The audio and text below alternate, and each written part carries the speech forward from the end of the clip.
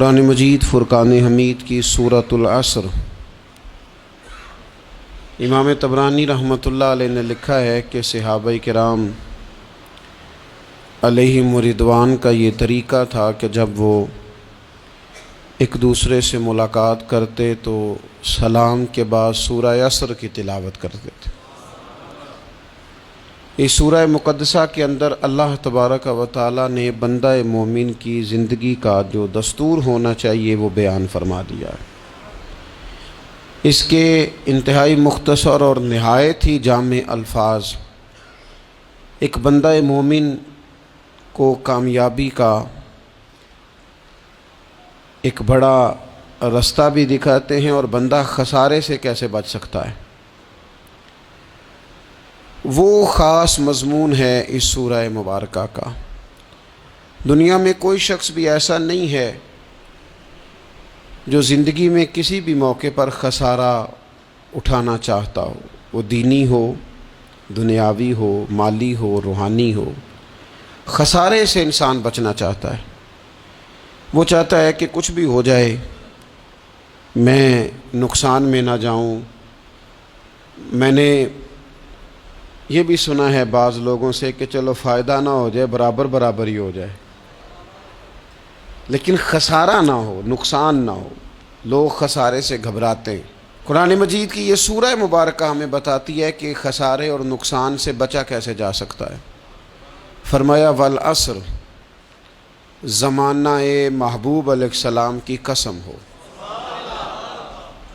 زمانہ محبوب کی قسم، ان الانسان لفی خسر، بے شک آدمی ضرور نقصان میں ہے، خسارے میں ہے۔ بعض نے ایک باریک فرق بھی کیا ہے، کہتے ہیں نقصان ہوتا ہے جو انسان آمدن کے اوپر کاروبار کرتا ہے اور اگر اس میں فائدہ نہیں ہوتا تو لوگ کہتے ہیں مجھے نقصان ہوا ہے، اور خسارہ ہوتا ہے کہ اس کا راس المال بھی ضائع ہونا شروع ہو جائے۔ راس جب اس کی ضائع ہونے لگے تو کہتے ہیں اب خسارے میں چلا گیا۔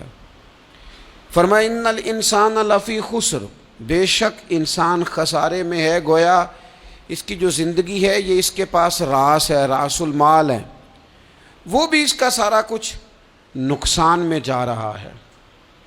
کیا سب کا نقصان میں جا رہا ہے؟ نہیں۔ فرمایا الا الذین آمنوا، سوائے ان لوگوں کے جو ایمان لائے، وعاملوا الصالحات، اور جنہوں نے نیک اعمال کیے۔ فقط ایمان کی بات نہیں کی، ساتھ اعمال صالحہ بھی۔ وہ لوگ نقصان میں نہیں ہے جو ایمان لائے اور ساتھ انہوں نے اعمال صالح بھی کیے، وتواصوا بالحق، پھر ایک دوسرے کو حق کی تاکید کی، وتواصوا بالصبر، اور ایک دوسرے کو صبر کی وصیت کی۔ فرمایا کہ انسان نقصان میں ہے جس بندے میں 4 خوبیاں پائی جائیں گی، وہ نقصان اور خسارے سے بچے گا۔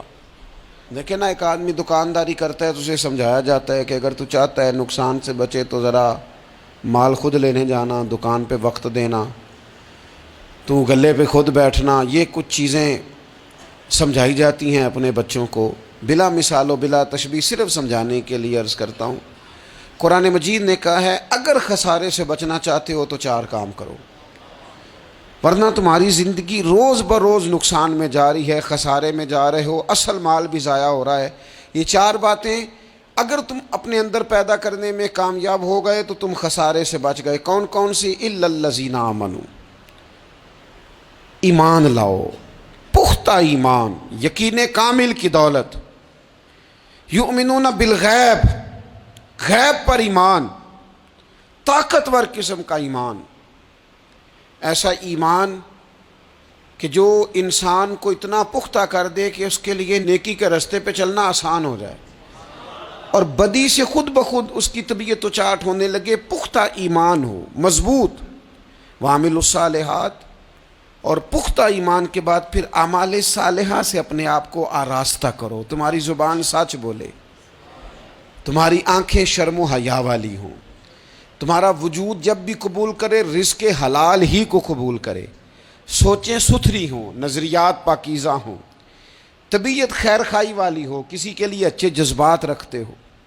تمہارا وجود نفع بخش ہو، ہمیشہ کسی کا بھلا کرنے کی خواہش طبیعت میں مچلتی رہتی ہو، اعمال صالحہ سے اپنے آپ کو آراستہ کرو، صوم و صلات کی پابندی ہو، نماز کا خیال ہو، نماز کے قیام کا خیال ہو، ظاہری باطنی آداب کے ساتھ اللہ کے حضور عبادت کے لیے حاضر ہونا تمہارا جذبہ ہو، ایمان اور اعمال صالحہ، یہ دو خوبیاں، وَتَوَاصَوْا بِالْحَقِّ، پھر ایک دوسرے کو نا حق کی تاکید بھی کرو، نیرا بیٹھ نہیں جانا نیک اعمال کر کے، حق نے کی ہیں تیرے ذمے دوہری ذمہ داریاں، خود تڑپنا بھی ہے اوروں کو تڑپانا بھی ہے، نیرا تو نے خود ہی نہیں تڑپنا، تیری ذمہ داری یہ ہے کہ کسی اور کو بھی تو تڑپائے، وَتَوَاصَوْا بِالْحَقِّ، تاکید حق کرنی۔ ہمارے اندر نا ایک بہت بڑا مسئلہ ہے، دو حکم ہے شریعت کے،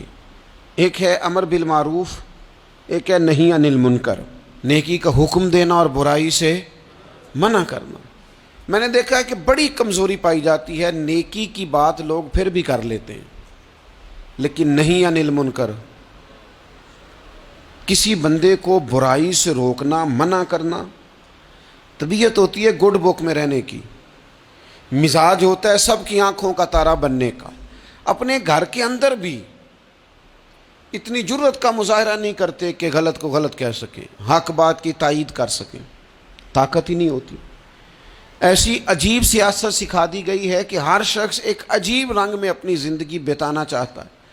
قرآن مجید کہتا ہے خسارے میں چلے جاؤ گے اگر کلمہ حق تمہاری زبان پر نہیں آتا، اگر کلمۃ الحق ادا کرنے کی تمہارے اندر طاقت نہیں ہے تو تم نے ضائع کر دیا سارا وقت، حاصل کیا کیا؟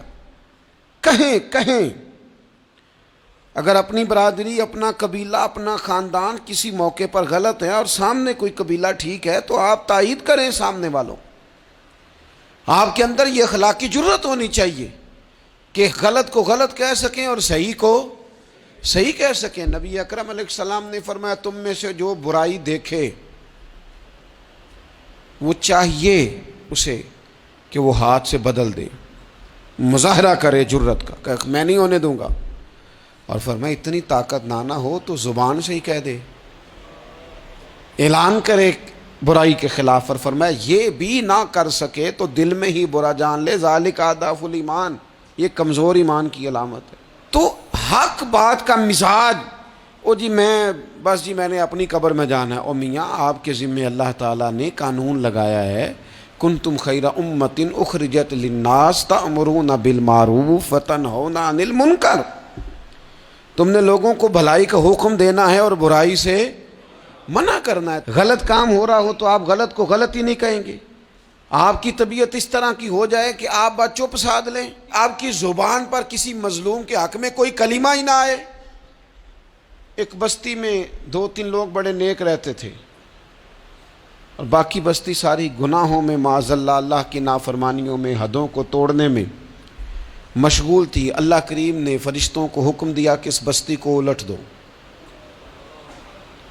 فرشتوں نے عرض کی مالک وہاں تیرے 2-3 نیک بندے بھی تو رہتے ہیں، تو رب کریم نے فرمایا سب سے پہلے انہیں تباہ کرنا۔ مالک نیکوں کو، پرہیزگاروں کو، فرمایا یہ کس طرح کے پرہیزگار ہیں، خود تو نمازیں پڑھتے رہے اور میری نافرمانی دیکھ کے کبھی ان کے ماتھے پر شکن تک نہیں آیا، کبھی ان کی طبیعت پر بوجھ نہیں بنا کہ لوگ دین کی حدیں توڑ رہے ہیں میں کم از کم زبان سے ہی کہہ دوں، نہ کبھی سوچا ہی نہیں کہ شریعت اسلامیہ کو سر عام پامال کیا جا رہا ہے اور کوئی کلمہ ان کی زبان سے ادا نہیں ہوا۔ پہلے ان لوگوں کو تباہ کرنا، خود تڑپنا بھی ہے، اوروں کو تڑپانا بھی ہے، اپنی زندگی میں حق کہنے کا مزاج پیدا کریں، کسی کو روکیں کہ میاں یہاں تو غلط ہے۔ ہم سے لوگ مشورہ لینے آتے ہیں، ہم ہاں میں ہاں ملا کے گزر جاتے ہیں۔ اگر آپ کو محسوس ہونا کہ سامنے والا بندہ جو آپ کے پاس بیٹھا ہے وہ بات درست نہیں کر رہا تو یہ جرت پیدا کریں، اگرچہ حکمت سے کہیں، دانائی سے کہیں، اچھے جملوں کا چناؤ کر کے کہیں، لیکن اس کو کہیں، اس کو سمجھائیں کہ یہاں تو بھی غلطی پہ ہے۔ اور غلطی دلیر لوگ مانا کرتے ہیں، دلیر لوگ، بزدلوں نے بھی کبھی غلطی مانی ہے، بزدل تو اپنی غلطیوں پہ دلیلیں دیتے ہیں، نہیں میرا یہ مطلب تھا، نہیں میں یہ بزدل ساری زندگی کہتے ہیں میں ناکام ہوا فلانے کی وجہ سے، میں پیچھے رہ گیا فلانے کی وجہ سے۔ او خدا کے بندے تو بزدل ہے، اس لیے تو نہیں، اگر تو طاقتور ہوتا تو کم از کم اپنی غلطی تو اپنے کھاتے میں ڈالتا، تو اپنی غلطیاں بھی کسی کے کھاتے میں ڈال رہا ہے، یہ بزدلی ہے۔ تو فرمایا ایمان لائیں، اچھے اعمال کریں اور حق بات کی تاکید کریں۔ اچھا جب حق بات کی بات کریں گے تو یہ ہو نہیں سکتا پھر تکلیف نہ آئے، پھر مخالفت نہ ہو، پھر ساری دنیا ٹھیک ہے، یہ ممکن نہیں ہوتا۔ اب مشکل آئے گی تو فوراً کہا وَتَوَاصَوْا بِالصَّبْرِ، ایک دوسرے کو صبر کی وصیت کریں۔ مشکل تو آئے گی، جب آپ حق بات کہیں گے تو کچھ لوگوں کے مفادات پر چوٹ بھی لگے گی، کچھ لوگ مخالفت بھی کریں گے۔ آپ کی زندگی اگر صبر و تحمل والی ہے تو آپ کوئی کام کر جائیں گے، آپ کوئی مشن اس کی تکمیل کر جائیں گے اگر مزاج میں صبر ہے، اور اگر صبر نہیں ہے، ٹھہراؤ نہیں ہے، چند قدم نہیں چل سکتے، تھوڑی دیر بھی آپ آگے کی طرف نہیں بڑھ سکتے اگر صبر نہیں۔ ایک تو یہ ہے نا کہ میرا کمپنی میں گزارا نہیں ہوتا، ایک تو یہ ہے نا کہ میرا دوستوں میں گزارا نہیں ہوتا، اور ایک تو یہ ہے نا میرا دفتر میں صبر نہ ہو، ذمہ داری سے کہہ رہا ہوں، صبر نہ ہو تو ماں باپ سے بھی گزارا نہیں ہوتا۔ میں ذمہ داری سے کہنے لگا ہوں صبر نہ ہو تو بیوی بچوں کے ساتھ بھی گزارا نہیں ہوتا۔ آپ کو صبر کرنا ہے۔ مجھے بتائیے چھوٹا بچہ ہے آپ کا، وہ چھوٹا ہے، اسے پتہ نہیں ہے، وہ کچھ ایسے کام بھی کرتا ہے جو غصے والے ہیں، تو کیا آپ اس بچے کو سزا دیں گے؟ نہیں، آپ صبر کریں گے، آپ سمجھیں گے کہ یہ مقام صبر ہے۔